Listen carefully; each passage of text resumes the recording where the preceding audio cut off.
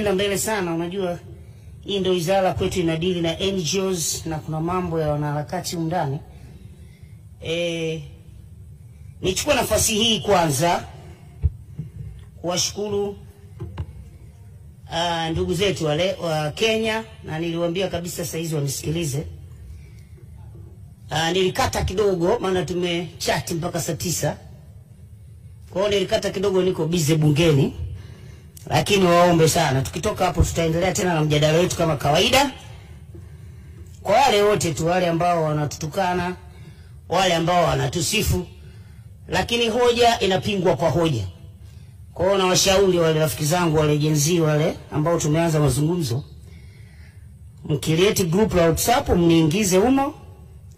Itakuwa busy kidogo leo na kesho, kwa sababu kuna rafiki yangu mwingine Mkenya yuko hapa anataka parachichi, kwa hiyo yuko shambani, tutakuwa tunashughulika naye ili achume aje nazo huko.